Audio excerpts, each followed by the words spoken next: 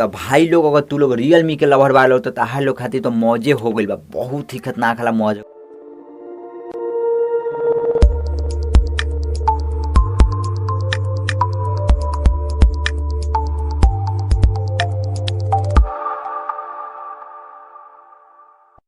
जैसे कि कुछ दिन पहले हम तालों के रियलमी 10 प्रो प्लस के बारे में बतैले रहनी कि फोन काफ़ी हद तक अच्छा बा, इंडिया में इतना दिन का लॉन्च हुई, लेकिन दोस्तों अब देख लो एक डेट ओकरा सब कुछ रिवील हो गल बा, का कुछ आवल बा सब कुछ बतावल बनी यार, मजा आ गई भाई। मतलब जब हम देखनी ना तो एकदम कमाल हो गई भाई। और तू लोग देख लो तो कहल वाह रियलमी वाला तो मौज कर दिले यार। रियलमी 10 सीरीज इंडिया में लॉन्च कब होकर बा सब कुछ जन लोग दोस्त लोग तो चलो लोग फटाक से बताइए एक बारे में सब कुछ। देख लो भाई लोग रियलमी 10 सीरीज में दूगो फोन लॉन्च हुई इंडिया में, Realme 10 pro, Realme 10 pro plus 5G। अब देखो वो रियलमी 10 प्रो तो नॉर्मल बा रियलमी 9 प्रो के जैसा, लेकिन भाई लोग यकीन मानो रियलमी 10 प्रो प्लस कतई जहर वाला फोन बा, मतलब कि पूरा तरह से मैक्स आउट बा, मतलब मजा ही आ गई बा।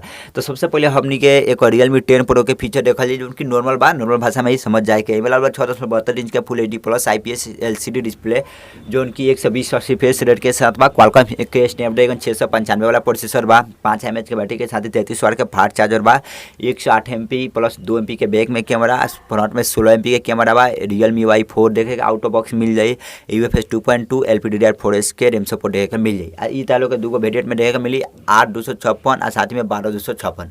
8256 वाला हमनी के इंडिया में 21,000 के आसपास में देखे के मिली, 12256 वाला हमनी के 23,000 के आसपास में देखे के मिल जाए। आ देखो लो बिल्कुल ही रियलमी 9 प्रो के जैसन बा, कोनो खास बदलाव नहीं है इमे, ई बात के तू लोग समझ लो, मतलब कि उसमें 64 MB बाई में 160 MP के बाद थोड़ा डिस्प्ले में थोड़ा सा छोट बड़ बा, मतलब कोनो ज़्यादा प्रभाव नहीं है, प्लस सेमी फोन के लॉन्च करता है। तो इनमें तालों के ज़्यादा मतलब उत्साहित होकर जरूरत नहीं है, लेकिन उत्साहित कोचिंग में होकर बाद रियलमी 10 प्रो प्लस 5G के देखते हुए चलो तो दोस्त लोग फटाक से बताई उनमें का कुछ फीचर बा। देख लो भाई लोग तालो के रियलमी 10 प्रो प्लस 5G में 6.7 इंच के एगो फुल HD प्लस एमोलेड डिस्प्ले देखे मिल जाई। एमोलेड डिस्प्ले तक तो सही भाई में कॉब्लो डिस्प्ले बा, मतलब एमोलेड के साथ देख लो भाई कॉब डिस्प्ले कितना अच्छा लुक में चार चांद लाग जाई। साथ में तालो के अंडर डिस्प्ले फिंगरप्रिंट भी देखे मिल जाई। अब देख लो भाई अंडर डिस्प्ले फिंगरप्रिंट भी बा, सब कुछ बा भाई। 800 निट प्लस पिक ब्राइटनेस वगैरह बा, साथ में तालो के 120 रिफ्रेश रेट HDR10 प्लस के सपोर्ट वगैरह बा, मतलब कि मजा ही आ गया भाई लोग, मजा आ गया। देखो लो कितना अच्छा काम के लिए बा, मतलब डिस्प्ले के मामले में तो कतई जहर वाला बा। देख लो भाई लोग मीडियाटेक के डायमेंसिटी 1080 वाला जो 6 नंबर का प्रोसेसर बा उ एमे लागल बा। अब देखो लोग ई प्रोसेसर के हम ज़्यादा हाई लेवल तक ना लेके चले, काहे से कोनो खास प्रोसेसर नहीं के, ज़्यादा कोनो मतलब इनमें अच्छा चीज़ नहीं के ई प्रोसेसर में। हमनी के जो क्वालकॉम के स्नैपड्रैगन 768G वगैरह देखनी जा सेम वैसन ही प्रोसेसर बा, मतलब नॉर्मल में इनमें गेमिंग कर सकबा लोग, मतलब प्रोसेसर सही बा, ई दाम पे तो सही बा भाई, मतलब और भी चीज़ तो देता तो सब सही बा भाई, प्रोसेसर सही बा, नॉर्मल गेमिंग वगैरह कर सकला लोग। ई प्रोसेसर लागल बा ई फोन में। तो 5000 mAh के बैटरी के साथ ताहलो के में 66 वाट के फास्ट चार्जर देखे के मिल जाए, जो उनकी ताहलो के एक यदि फोन के चार्ज कर देवल लोग तो बहुत ही आसानी से दिन भर के कम से कम बैटरी बैकअप दे दी नॉर्मल यूज पर। लेकिन गेमिंग वगैरह करवा लोग तो 3 से 4 घंटा के बीच में ही मोबाइल स्विच ऑफ हो जाए, फिर से चार्ज करे करी। आ देख लो 5 mAh की बैटरी बैकअप में भी कट आउट नहीं के लिए, ना चार्जर में ही कट आउट के लिए भाई। एक फोन चार्ज करे में 1 से 1 घंटा 10 मिनट 1 घंटा 15 मिनट ऐसे ही समय लगी, जो उनकी तालो का फोन फुल चार्ज हो जाए। आ तालो का आउट ऑफ बॉक्स में एंड्रॉइड 13 और साथ में रियलमी UI 4.0 के देखे के मिले, जो उनकी काफ़ी हद तक अच्छा बा। देख लो भाई लोग कैमरा के ना देखी जाए तो ऐसा हुई नहीं सकता। एमे बैक में लागल बा 160 MP के प्राइमरी कैमरा, 8 MP के वाइड कैमरा, 2 MP के चुतिया कैमरा, 16 MP के घटिया कैमरा।